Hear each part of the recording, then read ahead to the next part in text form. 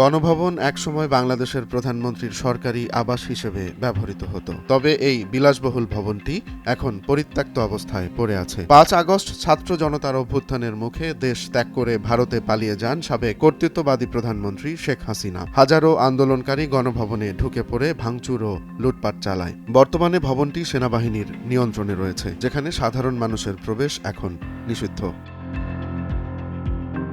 British সংবাদ মাধ্যম the Sunday টাইমসের এক প্রতিবেদক সম্প্রতি অন্তর্বর্তী সরকারের অনুমতি নিয়ে গণভবনে প্রবেশের সুযোগ পান। তবে ভবনটিতে ঢোকার পর তিনি হতবাক হয়ে যান। প্রতিবেদক দেখতে পান ভবনটির ভেতরে এখনও ছড়িয়ে ছিটিয়ে আছে টিউলিপ সিদ্দিকের প্রচারপত্র। তিনি আরও দেখতে পান লেবার পার্টির পোস্টার, দামি ব্র্যান্ডের শপিং ব্যাগ এবং সোনার প্রলেপযুক্ত কলমের মোড়ক সহ নানা মূল্যবান জিনিসপত্র। টিউলিপ সিদ্দিক যুক্তরাজ্যের লেবার পার্টির মন্ত্রী এবং প্রধানমন্ত্রী শেখ হাসিনার বোন শেখ রেহানার মেয়ে। দ্য টাইমসের প্রতিবেদনে উল্লেখ করা হয়েছে, তার বিরুদ্ধে শেখ হাসিনার আমলের দুর্নীতির সঙ্গে সম্পৃক্ততার অভিযোগ উঠেছে। গণভবনে পাওয়া জিনিসগুলোর মধ্যে ছিল সোনার প্রলেপ দেয়া মন্ট ব্লা কলমের মোড়ক, যার মূল্য অন্তত $১,৫০০। এছাড়া হীরার মান যাচাইয়ের সনদ, বিদেশি বিশিষ্টজনদের উপহারের গয়না এবং আইনি পরামর্শের কপিও পাওয়া গেছে। তবে সবচেয়ে আকর্ষণীয় ছিল টিউলিপের একটি ধন্যবাদ নোট এবং ২০২২ সালের বার্ষিক প্রতিবেদন। এতে উল্লেখ রয়েছে কিভাবে তিনি জীবনযাত্রার ব্যয় বৃদ্ধির পরেও সাধারণ মানুষের কল্যাণে কাজ করেছেন। টিউলিপ বরাবরই দাবি করে এসেছেন খালার সঙ্গে তার রাজনৈতিক বিষয়ে কথাবার্তা হতো না, কিন্তু দ্য সানডে টাইমসের এই অনুসন্ধানী প্রতিবেদন তার দাবিকে পুরোপুরি প্রশ্নবিদ্ধ করেছে।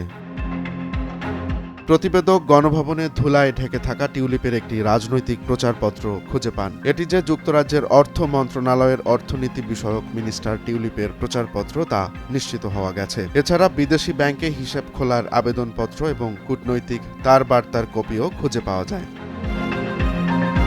গণভবন এখন জাদুঘরে পরিণত করার কাজ চলছে বলে জানিয়েছেন সংস্কৃতি উপদেষ্টা মোস্তফা সারোয়ার ফারুকী। ফ্যাসিবাদের বিপদ সম্পর্কে সতর্ক করতে এ উদ্যোগ নেওয়া হয়েছে বলে নিশ্চিত করেছেন তিনি। গণভবনের এই রহস্যময় আবিষ্কার নতুন করে বিভিন্ন প্রশ্নের জন্ম দিয়েছে। বিতর্কিত টিউলিপ সিদ্দিকের নামের সঙ্গে যুক্ত থাকা এই জিনিসপত্র গণভবনে থাকার প্রকৃত উদ্দেশ্য কী ছিল? এটি কি শুধু টিউলিপের ব্যক্তিগত ব্যবহারের জন্য, নাকি গণভবনে বসে টিউলিপ তার সিন্ডিকেট নিয়ন্ত্রণ করতেন? কিভাবে এসব জিনিসপত্রের সঙ্গে টিউলিপের রাজনৈতিক প্রচারপত্র আর বিদেশি ব্যাংকিং নথি এখানে এলো, এ নিয়ে প্রশ্ন উঠেছে সর্বত্র। বহির্বিশ্বেও টিউলিপের ভূমিকা নিয়ে সমালোচনা হচ্ছে। লন্ডনে তার সম্পত্তি এবং অর্থনৈতিক কর্মকাণ্ড নিয়ে উঠেছে নানা প্রশ্ন। টিউলিপের পরিবার ও রাজনৈতিক জীবনের সঙ্গে সম্পর্কিত বিভিন্ন বিষয়ের প্রতি মানুষের আগ্রহ বেড়েছে। গণভবনের এই রহস্যময় আবিষ্কার আওয়ামী লীগ, শেখ হাসিনা ও টিউলিপ সিদ্দিকের নয়, বরং তাদের বিতর্কিত কর্মকাণ্ডের ওপর নতুন করে প্রশ্ন তুলেছে। টিউলিপের ব্যবহার্য এসব মূল্যবান জিনিসপত্র কি উপঢৌকন বা ঘুষ হিসেবে পাওয়া, নাকি এর পেছনে অন্য কোনো উদ্দেশ্য ছিল, তা নিয়ে এখন প্রশ্ন রয়েছে সর্বত্র। রোমান্স তালুকদার, নয়া দিগন্ত।